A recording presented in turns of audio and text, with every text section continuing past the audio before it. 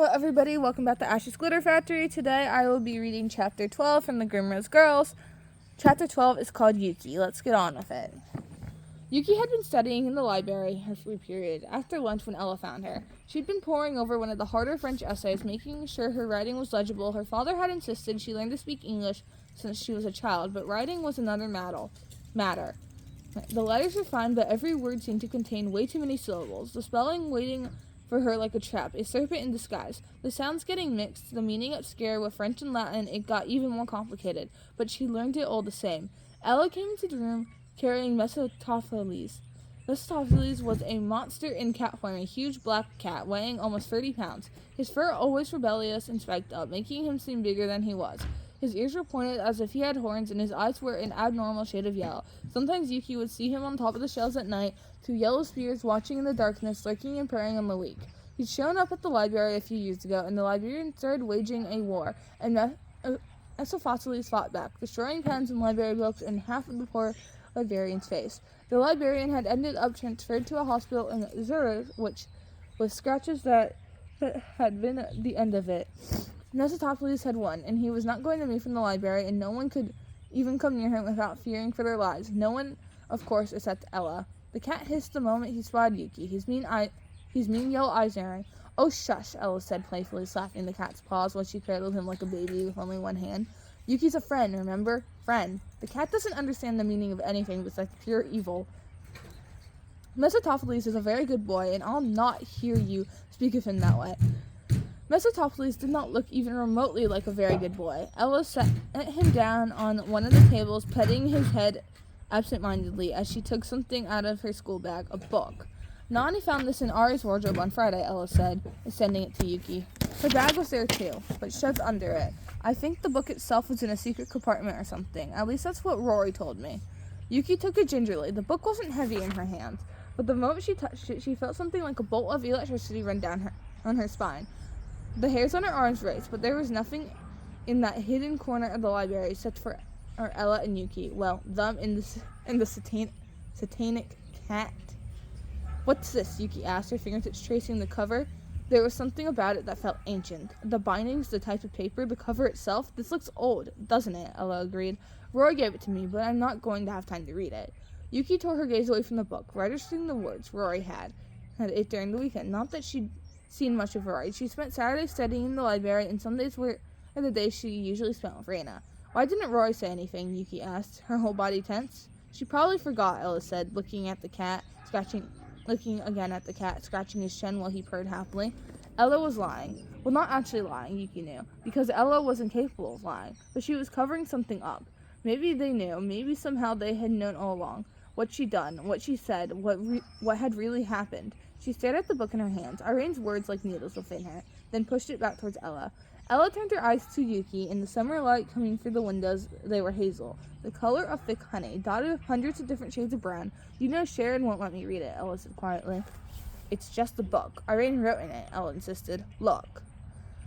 Ella flipped open the cover, and Yuki recognized Ari's handwriting, though she had to narrow her eyes to read some of them. "Maybe you can figure something out," Ella said, why she was hiding it and what she was doing with it. Yuki flipped the pages, seeing familiar titles on the pages. Names that she'd remembered seeing in childhood. "They're just fairy tales," Ella shrugged. "If anyone's going to figure out if this means anything, it'll be you." She smiled again, with a small dimple appeared on her right cheek. She picked up the cat again like a loaf of bread. She hovered for an instant more, and Yuki could feel that there was something Ella was holding back. Maybe a question about Irene, maybe wanting to ask what Yuki thought, but in the end she just waved goodbye, went down the library to the stairs, and headed back home.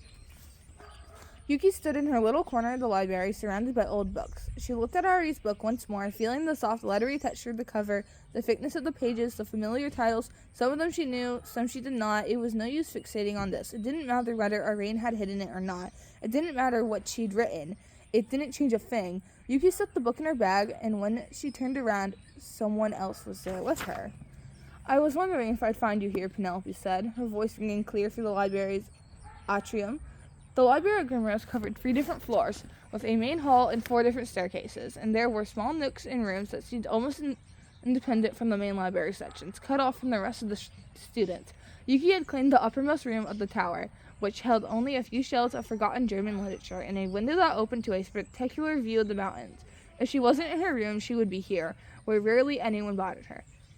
"You're the only person I know who comes up here," Penelope said, confirming all of Yuki's fears.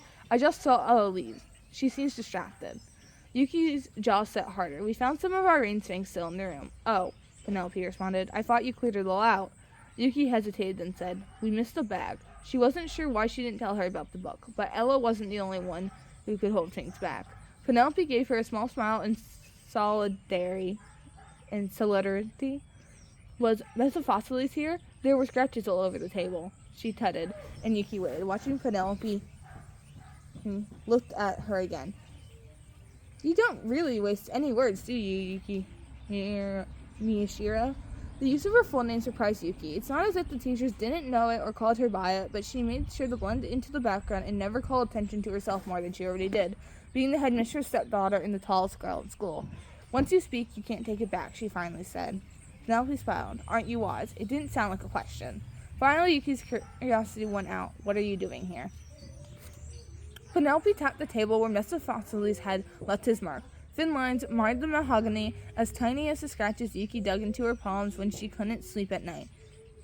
Then she stared at the ceiling, unable to quiet her thoughts, sensing the breath of 100 girls on the same floor, slumbering soundly and sweetly, all as she felt rooted to her bed, to this place, to what she'd built for herself. Penelope licked her lips before speaking, looking up again. "I liked talking to you," she said sincerely, her green marble-like eyes reflecting the sun. "No one came to talk to me about our rain. You were the first, even if your intentions were to find out if I had pushed her into the lake or something." Yuki widened her eyes and Penelope laughing. "I'm kidding. To be fair, it was kind of like that." Penelope snorted, but her smile didn't waver. "You're the first person I felt I could be honest about it," Penelope said. "You know how our rain could be a piece of work." Penelope hopped onto the table, crossed her legs elegantly, adjusting her skirt. She wasn't tall like Yuki, but there was a pliancy to her body, a grace that was not awarded to most girls their age. All of them were awkward, and most days Yuki felt like her body couldn't contain her. That one day he'd come spilling out of it, and she couldn't keep her mind quiet, hold everything back. Penelope didn't look like she'd ever felt that way. Penelope looked in control. "All people want to say is sorry," she continued, and God, I'm tired of hearing it. "Sorry about your loss. Sorry she was your friend, wasn't she? What a pity. I'm sorry. It must be so hard. They have no idea." Yuki let herself approach the table where Penelope was, sitting her right foot swinging back and forth. Yuki noticed with a passing glance that her legs were shaped, smooth. "I know," Yuki answered, her fingers on the table. "It has to be worse when it was your own friends." Yuki looked up sharply, her mass of dark hair covering half her face, like a partially drawn curtain. "I didn't need to talk to you more than once to know how you feel," Penelope said quietly. "They're looking for an explanation for what happened. You aren't." Yuki felt her heart chilling, until she couldn't feel it beat anymore. Her whole body frozen like ice, like her cold, merciless heart. She tried to remember how to breathe. Her friends wanted to look for signs, for reasons, for explanations, but she knew the truth. Penelope didn't try to reach out for her hand, and that Yuki was thankful. "You don't need to feel guilty about it," she said gently. "You don't have to explain yourself to me. I know how you feel because I feel it too." She gave Yuki a tight-lipped smile. "They don't understand," Yuki found herself saying it, the truth spilling out like a river, like water that had been stuck inside a dam. Penelope had found the crack, and the dam was going to break. They think they knew what Irene was like. They didn't. That sometimes, and she was mean and selfish, Penelope completed, her blonde ponytail swinging slightly as she turned her head. "It's okay to speak ill of the dead. They're dead. They can't hurt you anymore." Yuki's hands curled into fists, her nails turning into claws, digging deep into her palm until she could feel her own heartbeat. She knew to bite it all down, to keep all of this in, this struggle, this anger. It wasn't meant to be hers. It had no right to be hers. She was good, perfect Yuki. She would not allow herself to crack. "I'll tell you the truth," Penelope said. "Ari and I had a big fight before she left for summer. She invited me to stay over her parents. I said no." "Didn't you go home?" Penelope hesitated. "I don't talk to my parents anymore. Not after they sent me back here." Yuki looked up, letting her curiosity show. "I never wanted to come to Grimrose in the first place," Penelope said. "I went home after that first year. Tried another school, but my parents wouldn't have it, so they sent me back here. It didn't matter what I wanted." "I'm sorry." "I thought we were over the whole saying sorry thing," Penelope said, her eyes sharp. "All right," Yuki agreed, struggling again not to repeat herself. The words echoed within her almost automatically, the apologies on her tongue, even when she didn't mean them. She'd learned to use the words as a shield, mostly for herself, and now they were the only words she knew, the only words she was allowed. So she invited you? She took it back, Penelope said. Ari was fickle like that. She'd thought I'd offended her somehow by saying no. Like she was being magnanimous, offering me a home when I didn't have any, as if I needed it. Didn't you? Penelope turned to her. What did you do for your summer break? Yuki stayed in Grimrose, because that's what Reina did. They traveled around for a week, but Europe in summer was buzzing with tourists, and neither Yuki nor Reina felt like facing the crowds. I stayed here, Yuki answered.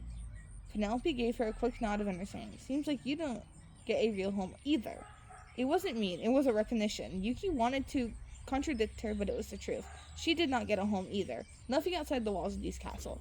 She learned to live with it, to live with the expectations it brought, to live with the choices she hadn't really made, and to never ever listen to any other voices in her, because Reina had brought them here, and Yuki should be thankful.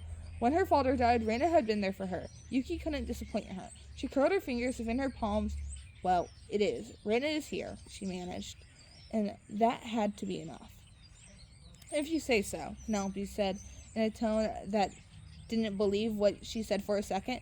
I came here to tell you the truth, because I thought you were the one who would want to listen to it, the person who would understand. Yuki knew the others weren't going to accept an easy answer, one that involved Ari going to the lake willingly. Knowing what she was doing, they would never understand what Penelope did. If you ever need to talk about it, Penelope said, and her offer dangled in the air like a dangerous prize, you know where to find me. Okay, everybody, that was the end of chapter 12. I hope you enjoyed this chapter. See you next time. Bye.